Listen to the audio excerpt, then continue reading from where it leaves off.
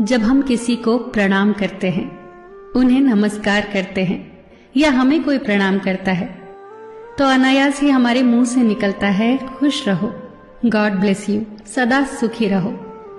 ये जो प्रणाम के उत्तर में हमारे मुंह से निकलते हैं ना, ये कोई साधारण शब्द नहीं है, ये दुनिया के सबसे कीमती शब्द हैं। आजकल हम इन बातों को महत्व देना बंद करते जा रहे हैं, पर यकीन मानिए, जो प्रणाम के जवाब के रूप में आशीर्वाद हमें मिलता है या हम किसी को देते हैं, वो 100% चमत्कारिक शब्द होते हैं, बेशकीमती शब्द होते हैं। एक बहुत प्यारी कथा कहने जा रही हूं। महाभारत का युद्ध चल रहा था। एक दिन दुर्योधन के व्यंग से आहत होकर भीष्म पितामह यह घोषणा कर देते हैं कि मैं कल पांडवों का वध कर दूंगा। इस घोषणा का पता जैसे ही पांडवों को चलता है तो उनके शिविर में बेचैनी बढ़ जाती है। सभी को भीष्म पितामह की क्षमताओं के बारे में पता था, इसीलिए सभी अनिष्ट की आशंका से परेशान हो जाते हैं। तभी श्री कृष्ण द्रौपदी से कहते हैं, तुम अभी मेरे साथ चलो। श्री कृष्ण द्रौपदी को लेकर सीधे पितामह भीष्म के शिविर में पहुंच जाते हैं। श्री कृष्ण स्वयं तो शिविर के बाहर खड़े हो जाते हैं, पर वो द्रौपदी से कहते हैं कि अंदर जाकर पितामह भीष्म को प्रणाम करो। जैसे ही द्रौपदी ने शिविर के भीतर जाकर पितामह भीष्म को प्रणाम किया, तो पितामह भीष्म के मुख से द्रौपदी के लिए ये आशीर्वाद निकला, अखंड सौभाग्यवती भव। जैसे ही ये आशीर्वाद उनके मुख से निकला, उसी क्षण उन्हें स्मरण हो आया कि आज ही तो उन्होंने पांडवों के वध की घोषणा की थी और स्वयं ही उन्होंने द्रौपदी को अखंड सौभाग्यवती रहने का आशीर्वाद दे दिया। फिर पितामह भीष्म ने द्रौपदी से पूछा, पुत्री, क्या तुम इतनी रात को यहाँ अकेली आई हो या तुम्हें यहाँ श्री कृष्ण लाए हैं?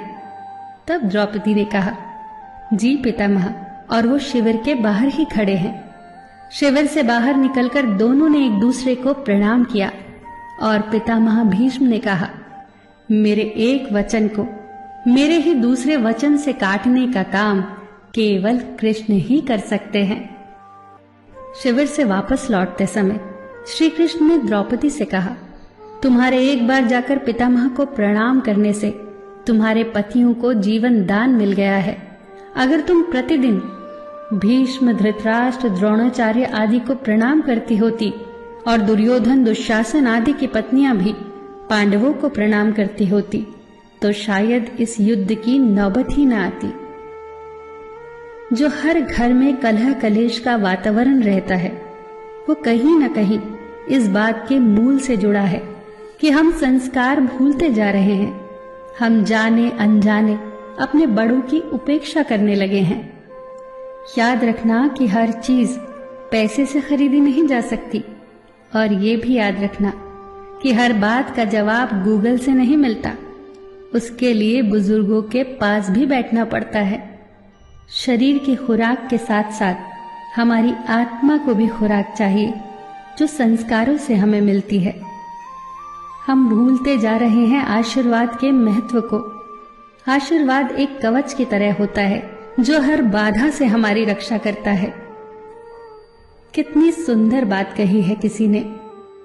प्रणाम अनुशासन है, प्रणाम शीतलता है, प्रणाम आदर सिखाता है, प्रणाम से सुविचार आते हैं, प्रणाम झुकना सिखाता है, प्रणाम क्रोध मिटाता है, प्रणाम आंसू धो देता है, प्रणाम अहंकार मिटाता है, प्रणाम हमारी संस्कृति है। आप सभी को मेरा सादर प्रणाम।